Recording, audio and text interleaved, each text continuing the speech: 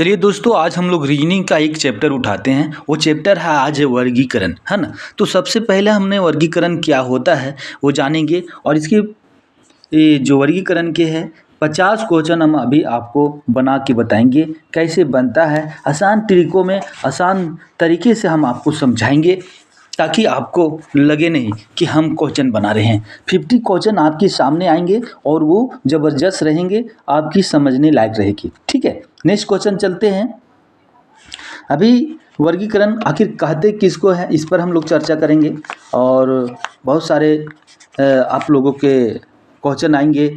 इसमें सोचने समझने का जो चारों तरफ से है, मतलब एक लड़का बीच में है तो घूम के उसको देखना होगा कि आखिर घूम के मतलब समझ रहे हो ना कि यह सारा क्या क्या बांधा है, इसका माथा में क्या है, ये जूता पहना है कि नहीं। तो ये चारों एंगल से देखेंगे, चारों दिशा से देखेंगे। ये हम रीजनिंग कहता है कि कोई भी क्वेश्चन को एक नज़रिया से नहीं देखना है, उसको चार नज़रिया से देखना है। ठीक है, आपको क्वेश्चन का आंसर आपको छंद के आ जाएगा, मतलब आपके दिमागों में आ जाएगा कि नहीं क्वेश्चन इसका ये होगा। तो दोस्तों, अभी हम चल रहे हैं वर्गीकरण। किसी भी समूह के दिए गए तत्वों को उनके सामान्य गुण धर्म के आधार पर समूहविद तरीके करते हुए विषय तत्व को छांटने की प्रक्रिया वर्गीकरण कहलाती है।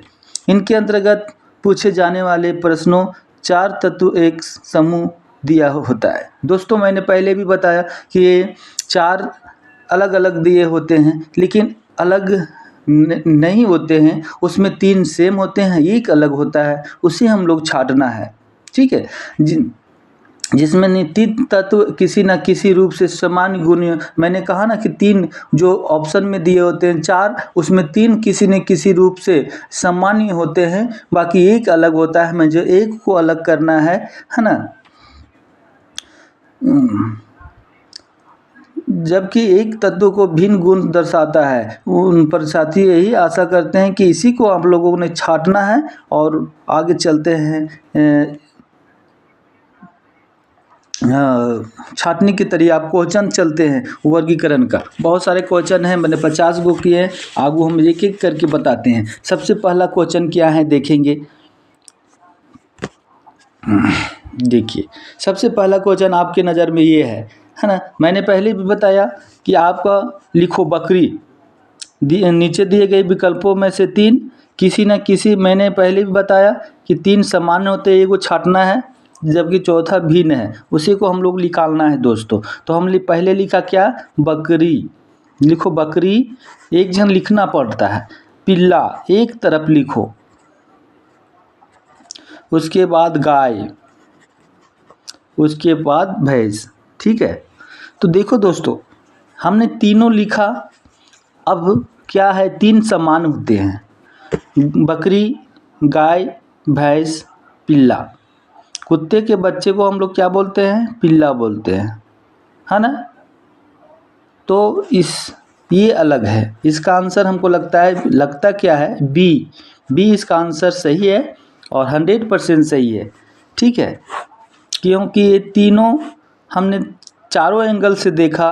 तो ये बकरी, गाय, भैंस ये पालतू जानवर है, लेकिन पिल्ला भी पालतू जानवर है, लेकिन इनके तरह खान पान उसका नहीं है, रहन सहन तीनों के जैसा नहीं है, तीनों एक जैसा रहन सहन है ना। चलिए हम लोग दूसरा क्वेश्चन देखते हैं ना। दूसरा नंबर है, नीचे दिए विकल्पों में से तीन में किसी ने किसी प्रकार से भिन्न होता है। ठीक है, अलग है तो उसमें देखेंगे। कान लिखो, कान है, आँख है, नाक है, ये हम तीनों लिखा। ये किसी न किसी हमारे शरीर का अंग है ना। लेकिन दिमाग, जिसका डी आंसर होगा, वो अलग है। दिमाग अंदर है, ये हम तीनों देख सकते हैं, आँखों से देख सकते हैं। दिमाग किसी का नहीं देख सकते कि उसका साला दिमाग कितना है, वो तेज है, भगलोल है, कि गूंगा है, कि बहरा है, हम लोग देख सकते हैं नहीं। दिमाग हम देख सकते हैं, उसका दिमाग कम चलता है, तो दिमाग इसका डी आंसर होगा। ठीक है, इसी तरह नीचे हम लोग क्वेश्चन चलेंगे। अब है इसमें क्या है, तीसरा नंबर, टमाटर और बैंगन, आलू और खीरा। ठीक है, मैंने तीनों लिखा, टमाटर भी लिख लिए, खीरा भी लिख लिए और ये आलू भी लिख लिए, बैंगन। अब देखेंगे एक डाई एब्स्ट्रैक्ट बनाएंगे। टमाटर दोस्तों ऊपर फरता है, ठीक है, बैंगन भी ऊपर फरता है और खीरा भी ऊपर फरता है, ये सब याद रखेंगे। और आलू ये है जो नीचे फेंकता है, ठीक है। तो हम डाई एब्स्ट्रैक्ट लिखना भी एक जल्दी जल्दी हम लोग करेंगे। जैसे एक डाई एब्स्ट्रैक्ट प्रैक्टिकल में बताते हैं, जैसे आपको ये खीरा ऊपर फर रहा है, लौकी ऊपर फर रहा है, ठीक है, वो लौकी बोलते हैं, हाँ। आलू बैंगन सब ऊपर, लेकिन एगो आलू ही है जो नीचे फर रहा है, तो ये आलू होगा। देखिए इसमें आलू डी इसका आंसर सही होगा, ठीक है। अब एक मैथ का क्वेश्चन है, थोड़ा बोलेंगे हार्ड कैसे, नहीं हार्ड नहीं है, ठीक है। देखिए चौथा नंबर देखेंगे, ये है स्क्वायर है दोस्तों, और ये स्क्वायर दिमाग लगाना होगा कि कितना का स्क्वायर है, जो 8 हो गया है। हम 2 का 3 करेंगे और 3 का 3 करेंगे और 4 का हम 3 करेंगे।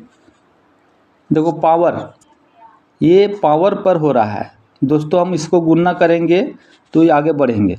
इसी तरह अगर हम 5 का 3 करेंगे तो गुणा करेंगे, 2 गुने 2 गुने 2, देखिए बराबर इसका 8 आएगा, ठीक है।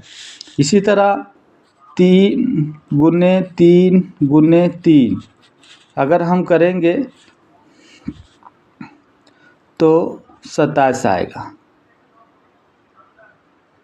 ठीक है। इसी तरह 4 गुने 4 करेंगे तो 64 आएगा, है ना।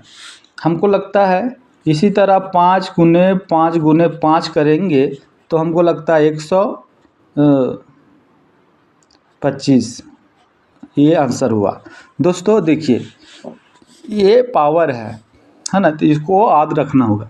देखिए ये 25 का चौथा क्वेश्चन क्या है, इसका आंसर सी, ठीक है।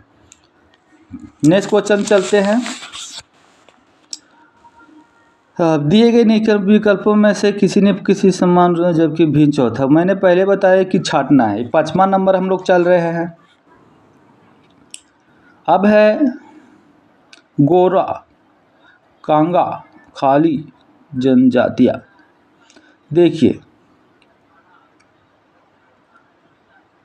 इसका आंसर, देखो इसको थोड़ा सा दिमाग चलाना पड़ेगा। दिमाग क्यों चलाना पड़ेगा, अब जो पढ़ता है वही जान सकता है ना। बार बार देखना पड़ेगा। मैंने पहले ही बताया कि हर एंगल से देखना है। क्या देखना है, हर एंगल से देखना है। देखो ये हमको लगता है गोरा, अखारी, जनजातियाँ, ये लास्ट वाला हम पढ़े जनजातियाँ, तो ये कांगड़ा एक को छोड़कर तीनों क्या है, एक जाति समूह का नाम है, मतलब अलग अलग जात का है। गोरा है, खारी है, तो ये कांगड़ा एक अलग है। इसका आंसर सी होगा, ठीक है। अब हम लोग देखेंगे छठा क्वेश्चन है, त्रिभुज, स्पर्श रेखा, वर्ग, चतुर्भुज, है ना। हमने तीनों लिखे, वर्ग भी है, चतुर्भुज भी है, स्पर्श रेखा ये 20 का होगा, क्योंकि स्पर्श रेखा कोई मायने उतना नहीं रखता है ना। ये तीनों हम लोग देखे हैं, त्रिभुज भी और वर्ग भी और चतुर्भुज भी होता है, लेकिन स्पर्श रेखा का इस्तेमाल बहुत कम होता है, तो ये अलग है ना। इसी तरह हम लोग अभी 50 क्वेश्चन चलेंगे, और 50 क्वेश्चन का आंसर आप लोगों को, मैंने पहले कहा कि हर एंगल से देखना दोस्तों, आपको आंसर रीजनिंग में छट के आएगा ना। देखिए 7वां नंबर क्वेश्चन क्या बोल रहा है। 7 नंबर हमें आपको छाटना है अप, एव, डाउन, स्मॉल। ठीक है, अप मतलब ऊपर होता है, ठीक है। डाउन मतलब नीचे होता है, ठीक है। एवरेज मतलब एवव मतलब एक होता है एवरेज, इंग्लिश में बोलते हैं एवरेज।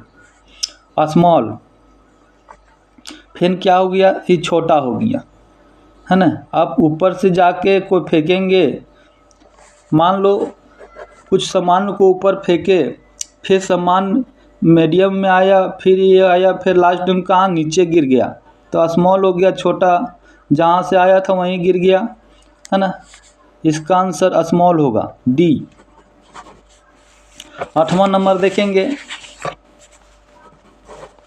8वां नंबर है दौड़ना। लिखो दौड़ना। चारों ऑप्शन को आप रफ पेपर में लिखना। दौड़ना, सोचना, चलना और कूदना। दोस्तों इसमें 4 ऑप्शन को मैंने पढ़ लिया, ठीक है। दौड़ना, चलना और कूदना और सोचना, सी इसका होगा। क्यों होगा कि दौड़ना चलना ये सब हो रहा है, लेकिन सोचना एक अलग है ना। अलग नज़रिया से हम लोग सोच रहे हैं, ठीक है। तो सी इसका होगा 8वां का। 10वां चलेंगे। कौन सा शब्द अन्य के साथ संबंधित नहीं है। दोस्तों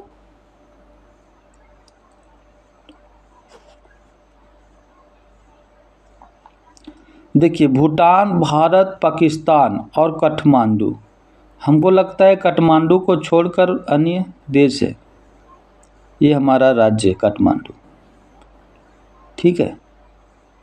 चलिए इसका आंसर डी होगा, काठमांडू।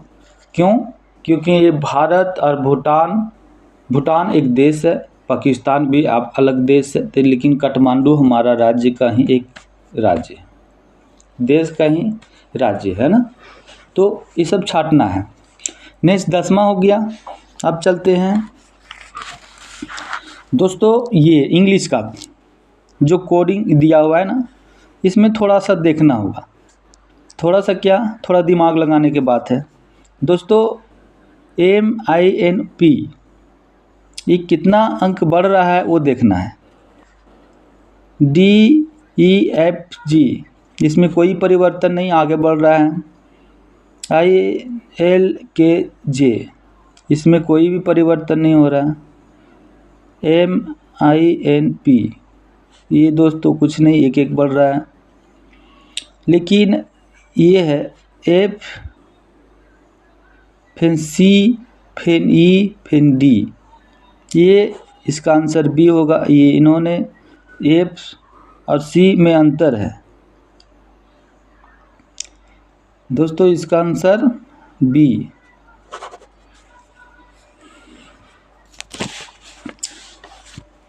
अब हम लोग देखेंगे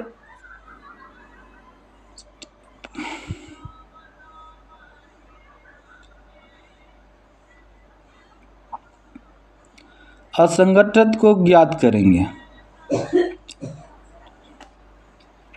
ठीक है।